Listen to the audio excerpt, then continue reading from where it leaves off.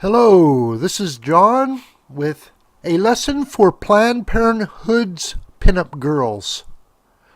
We'll be reading from townhall.com. Michelle Malkin posted this on March 1st, 2017 about the Oscars. Michelle Malkin has worked as a Fox News Channel contributor since 2001, where she appears frequently on the Sean Hannity show, Fox and Friends, and other programs. Michelle Malkin has written 4 best-selling books, and she is quite a character.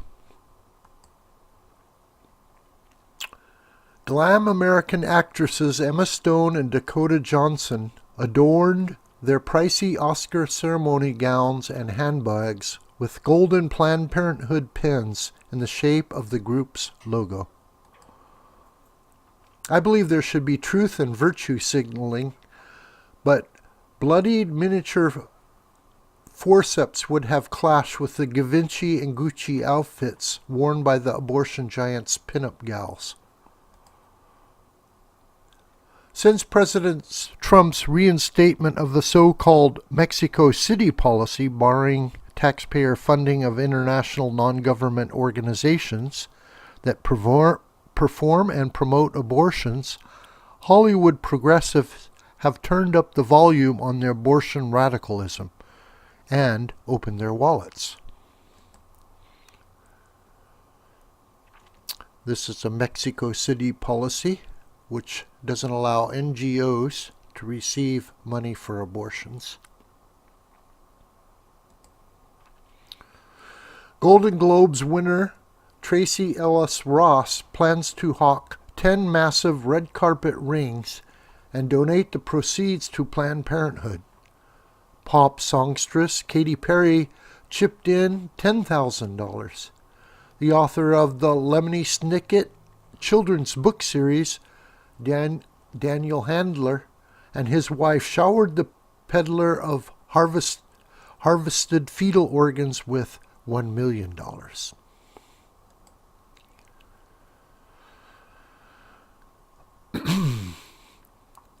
We've been very fortunate, Handler explained, and good fortune should be shared with noble causes. Noble?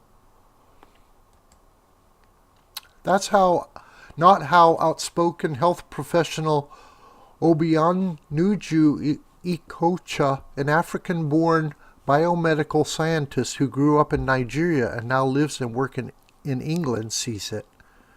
The Africans are grateful for the Mexico policy, she wrote me. Are you listening, Tinseltown? In response to a campaign by Western feminists and liberal European governments called #SheDecides to raise global funding for abortions, Ikocha published a bold and informative YouTube video excoriating elitists,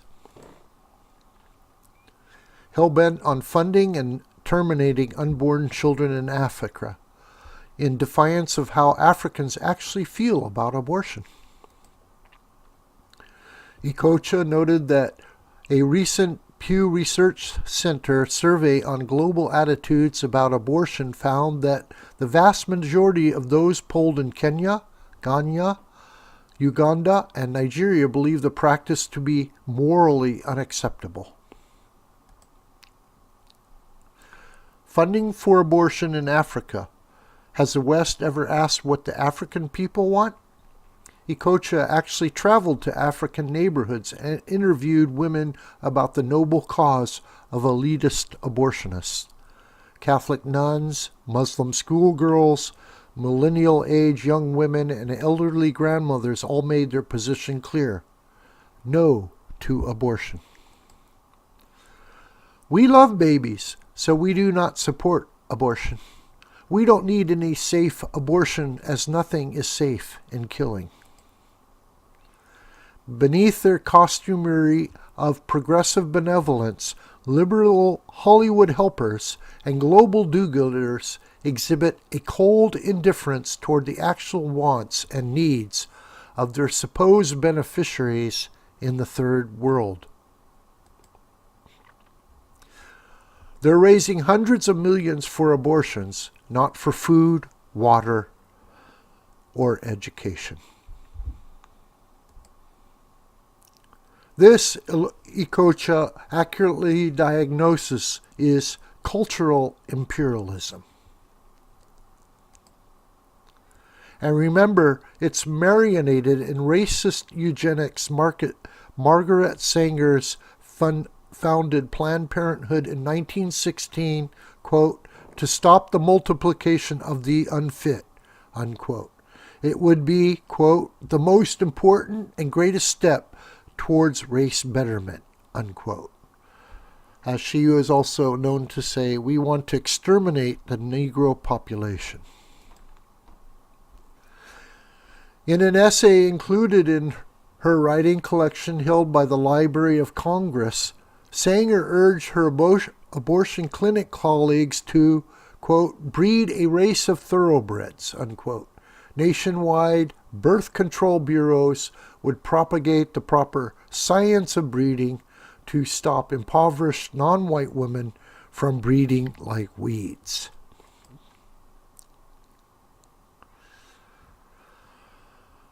Planned Parenthood activists blanketed the Third World with population control propaganda, preaching the fewer the merrier, and why carry more burdens. Outside of the privileged Hollywood bubble, Obianunju Ikocha speaks for millions in condemning the butchers, predators, and enablers of Planned Parenthood. They have not helped or furthered the cause and well-being of women in any way at all, both in the developed countries and also in the developing countries, she told me. Yet they continue to get enormous funding from many Western governments, and also, most unfortunately, they get support of celebrities like Emma Stone and Dakota Johnson, who choose to be blinded by extremist liberal views that portray the killing of unborn babies as a woman's right, progressive health care, reproductive justice. Take off your glittering abortion pins and open your minds. The truth is that abortion in all of its forms is an abhorrent practice. Most people in Africa understand this very well, Ikocha passionately explains. We say no to abortion, whether safe or not safe. We do not want it.